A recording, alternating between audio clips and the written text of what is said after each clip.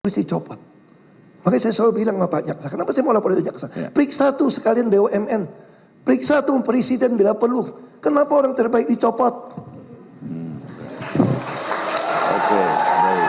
Nah, konteks pertanyaan saya tadi adalah masih di keterangan saksi ini adalah ada peningkatan kuota impor. Nah, di sini sebenarnya detail ini penjelasannya ini.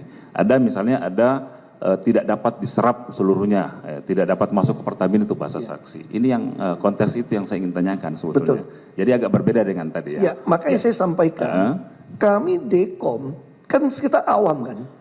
Kami heran kenapa ada minyak diekspor, kenapa ada minyak diimpor. Oke, silakan. Sama kayak Pak Jaksa juga gitu loh.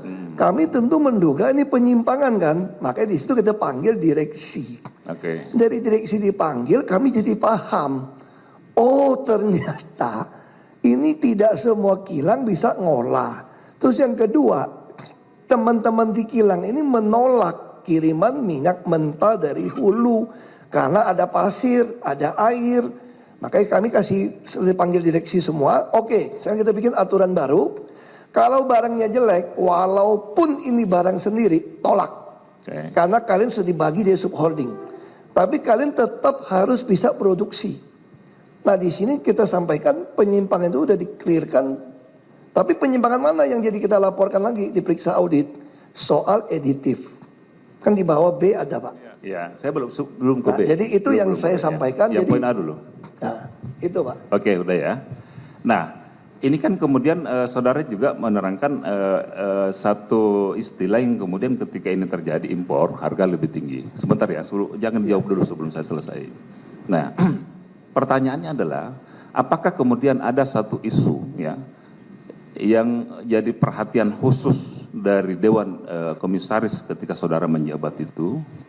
Nah ini kira-kira Pertamina atau yang direksi yang di Pertamina pada periode itu ada ketidakpatuhan nih dengan permen tadi yang diterangkan oleh rekan kami 42 ini yang terkait dengan pemenuhan kebutuhan dalam negeri yang prioritas itu. Sampai ke situ nggak ada satu kesimpulan atau satu pemikiran ini jadi isu nih ketika ini terjadi terus menerus ini bisa menjadi satu frame bahwa Pertamina tidak patuh terhadap kebijakan dan regulasi yang sudah ditetapkan. Ya tentu kami Dewan Komisaris ini kerjanya ya suuzon. Ya. Karena kami ditugaskan dibayar untuk mengawasi. Makanya ketika terjadi kami melihat dari luar, kok kenapa impor, kenapa ekspor? Makanya tadi saya jelaskan. Setelah tahu teknis, kami paham. Tidak semua minyak mentah itu sama kualitas bisa terima dari kilang. Makanya di situ kami melihat, ini bukan kesalahan direksi untuk impor dadakan, dapat harga mahal, toh BPKP tidak ada temuan pengadaannya menyimpang atau tidak. Dan masih untung. Lalu di situ kami mengusulkan sebuah ide, kenapa tidak membuat supplier hair stock, supaya nggak usah tender terus menerus. Taruh saja barang, siapapun yang taruh barang di Indonesia kami beli, udah saya jelaskan tadi. Itu yang kami usulkan, kami selalu bukan cuma curiga, panggil, periksa, lalu kami selalu memberikan usulan. Bisa tanyakan pada direksi yang saudara jadi tersangka, saya ini udah termasuk orang paling cerewet, bukan cuma marah tapi saya pasti kasih solusi. Marah ada solusi, saya bukan sembarangan marah tapi ada solusi. Karena mereka juga orang kan. Bukan orang yang mau sembarangan, gaji begitu besar kok. Ada tantim begitu besar kok. Masa nggak mau untung uang halal. Tapi kami selalu kasihkan solusi. Itu. Baik. Selama saudara menjabat ya, ada nggak satu bentuk ya pelanggaran atau penyimpangan yang kira-kira menurut saudara saksi sendiri paling berat di Pertamina itu? Paling berat sudah ketemu kasus LNG Pak. LNG. Terus yang lain? Kami laporkan. Yang lain nggak ada temuan Pak. Kalau LNG kan memang ada kerugian dilaporkan Pak. Ya, yang sampai kemudian rekomendasinya dipecat tadi istilah saudara ya. Ya kita kirim surat pada Menteri BUMN Pak. Oke, baik. Ini saya ingin menanyakan aja ya penegasan ya. Tadi masih di poin 10 huruf A ini keterangan saudara ini ada dua nama namanya Pak Joko Priyono dan Pak Masud Kamid. Dua-duanya mantan direksi pada anak perusahaan Pertamina Subholding ya. satu KPI, satu PPN. Ini istilah saudara seperti sini yang sudah dicopot nih. Ini ada persoalan nggak dengan dua orang ini sehingga kemudian ini disebut sebagai mantan yang sudah dicopot nih? Ya. Ada masalah nggak dengan dua? Bagi saya dua saudara ini adalah dirut yang terhebat yang Pertamina punya. Untuk mau perbaiki produksi kilang, termasuk perbaiki Patraniaga. Makanya saya sangat senang dengan mereka. Semua yang saya arahkan dia kerjakan. Termasuk soal editif. Pak Mahfud ini lebih baik dipecat daripada dia tanda tangan. Kalau ada penyimpangan pengadaan. Makanya saya bilang ini adalah salah satu terbaik yang kita punya. Pak Joko ini. Copot ya istilahnya. Ini orang kilang asli dari kilang. Ini orang menurut saya adalah orang yang terbaik pengetahuan tentang kilang. Dia yang kasih tahu saya kelemahan kilang, apa yang mau diperbaiki. Ketika dia dicopot, saya pun mau nangis, saya telepon dia. Dia bilang gini, Pak, udahlah Pak, saya di Jogja saja, kerja las saja Pak. Saya pikir BUMN ini keterlaluan. Gitu. Mencopot orang yang bukan meritokrasi. Kenapa orang yang mau lakukan, saya lakukan, dicopot. Ini orang terbaik Pak Joko itu. Makanya saya tulis dicopot. Makanya saya selalu bilang sama Pak Jaksa, kenapa saya mau lapor itu Jaksa? Ya. Periksa tuh sekalian BUMN. Periksa tuh presiden bila perlu. Kenapa orang terbaik dicopot? Oke. Kalau kami mau memanggil subholding, misalnya mau panggil Pak Rifa, saya tidak bisa panggil langsung. Oke. Saya harus melalui direksi holding. Oh, direksi holding. Dahani Bu Nike. Oke. Ya kita kan bikin surat minta bahwa kami perlu memanggil dirut subholding. Kenapa? Karena dirut subholding pun dia punya komut subholding. Oke. Jadi kami tidak mungkin istilahnya pada bahasa manajemen itu bahasa terjemah kita melampaui wewenang kami di holding. Oke. Karena semua ada tata kelola perusahaan itu ada. Baik, di direksi holding ya. Tapi tentu kami memegang RKAP. Oke. Jadi itu patokannya. Anda boleh subholding, boleh anak cicit perusahaan. Selama Anda menyimpang dari RKAP, kami tentu akan tegur. Makanya tiap bulan kami monitor. Namanya itu monitor RKAP. Setiap bulan. Seluruh subholding sampai ranting harus rapat. Baik, dari kami cukup yang mulia. Izin yang mulia melanjutkan saksi. Ya. Baik yang mulia, saudara saksi melanjutkan pertanyaan dari rekan saya sebelumnya tentang Trafigura ya. Tadi saudara saksi sampaikan pernah mendengar gitu ya, ada blacklist dan seterusnya. Ini saya mau nunjukkan dokumen. Jadi Trafigura ini ada outstanding 2,4 juta dolar dari 2017. Berbagai upaya dilakukan sampai akhirnya di periode 2020, 21 dan 22 ini akhirnya bisa terbayarkan secara lunas tanpa harus melalui mekanisme litigasi atau arbitrase. Ya. Jadi cara-cara bisnis menyelesaikan masalah bisnis. Nah, kaitannya dengan pertanyaan tadi rekan saya mau menunjukkan dokumen.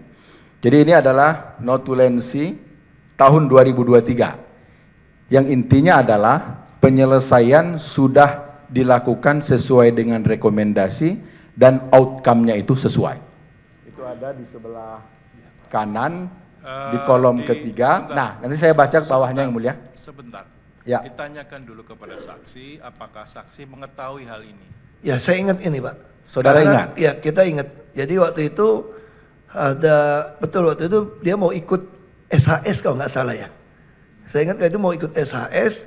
Kami sampaikan kalau mau ikut SHS semua hutang kewajiban harus dilunaskan.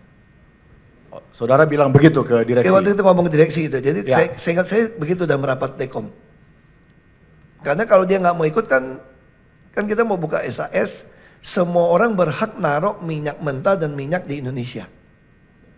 Dan kami bisa langsung beli tanpa tender berdasarkan harga di LKPP. Nah tentu saya yakin dengan pola seperti ini, yang utang berapa tahun si Trafigura pasti rugi kalau dia tidak mau membayar. Karena Indonesia kan besar pasarnya gitu. Mungkin saya tidak ikutin, akhirnya terbayar gimana, karena 2023 saya sudah persiapan mundur. Saya lebih konsentrasi di RKAP. Ya. Nah. Tolong ke bawah. Ke bawah.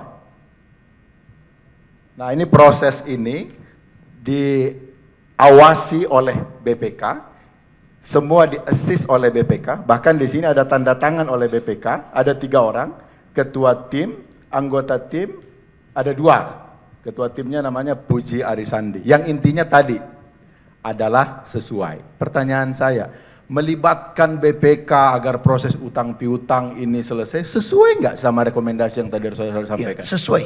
Kami pun pernah diputuskan oleh BPK membayar 2 triliun lebih untuk hulu. Waktu itu ada West Madura. Karena ada kesalahan perhitungan, sempat saya waktu itu menolak membayar dengan pihak swasta.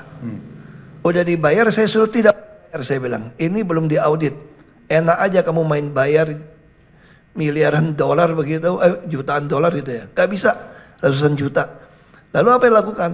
Kita putuskan dispute dan sempat waktu itu kepolisian menangkap direktur hulu. Main ditangkap aja tuh. Saya sempat telepon kepolisian. Gak boleh main kasar begitu kalian gitu loh. Kau ini kan hutang perdata. Kalau perdata ya pakai auditor dong. Dan waktu itu BPK tidak mau audit. Akhirnya kita tunjuk KJPP yang audit. Sepakat KJPP yang audit. KJPP audit berbulan-bulan tidak keluar hasilnya. Mungkin takut ya. Karena kita tidak mau bayar ini. Menurut saya ini nggak pantas dibayar. Tapi kemudian ditarik kembali ke BPK. Lalu BPK menyatakan wajib bayar. Dan saya mengatakan tidak mau bayar. Kita masih cek ulang. Tapi direksi takut. Karena udah putusan BPK, kita harus patuh kata direksi. Nah saya, kalau secara pribadi, secara pengusaha, saya nggak mau bayar. Orang hutang seenaknya kamu mengklaim, saya bilang. Udah gitu lama. Masa belasan tahun baru klaim, saya bilang. Tapi masalahnya saya kalah dengan putusan BPK. Saya ceritain itu apa? BPK ini adalah yang maha kuasa di Republik ini. Kalau dia putuskan yes, kita harus bilang yes. Nggak ada bantahan. Itu saya pernah sampaikan berkali-kali. Kalau yang maha kuasa dibilang udah sesuai, kok sekarang nggak sesuai? Itu yang saya nggak tahu. Oke, baik. Anda mesti tanya. Yang pasti saya bilang, kalau mau revisi undang-undang di Republik ini, revisi undang-undang BPK, bukan KPK. Baik. Saya sampai ngomong keras begitu kok. Baik. Kemudian, saudara saksi. Tadi kan saudara pengawasannya, bahkan tadi saudara juga sempat sentil, salah satu komisaris juga BPKP ya. Di dalam Pertamina juga ada institusi lain ya, yang intinya Polisi adalah juga. polisi Bintang ada, dua, jaksa bintang ada dua di gitu sana. ya. Ya. Mengawasi lah intinya internal gitu ya. Nah, di setiap laporan tahunan kan muncul tuh, mana outstanding, mana temuan, itu muncul kan? Muncul ya. Nah, pertanyaan saya begini. Di dalam dakwaan terhadap saudara Edward Corne ini, di sini ada 4 temuan yang kalau kita buka dari laporan tahunan ya, 2021, 22, 23 ini temuan ini tidak pernah muncul. Nah, pertanyaan saya ini yang pertama nih ya. Memperkaya Trafigura Asia Trading pada pengadaan gasolin H1 2021 senilai 405.000 US dollar. 2. Memperkaya BP Singapura PT Ltd pengadaan gasolin H1 2023 sebesar 3,6 juta dolar.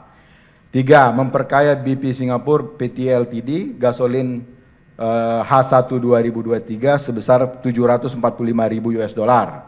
Keempat, memperkaya Sinochem Internasional dalam pengadaan gasolin H1 2023 sebesar 1,3 juta US dollar. Ini kan perusahaan-perusahaan besar semua nih, yang GCG bagus. Pertanyaan saya, selama saudara menjabat ya sebagai Komut, ada enggak angka-angka laporan kerugian dari 4 perusahaan ini yang dilaporkan ke saudara? Tidak ada sama sekali. Tidak ada ya. Ada enggak? Tadi kan ada bilang polisi, BPKP.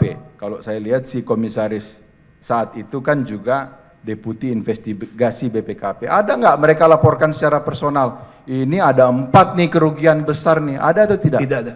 Tidak ada ya. Cukup yang mulia. Stay updated. Info terkini masih banyak. Jangan lupa subscribe, like, dan share YouTube official OKZone. Dan selengkapnya ada di okezone.com.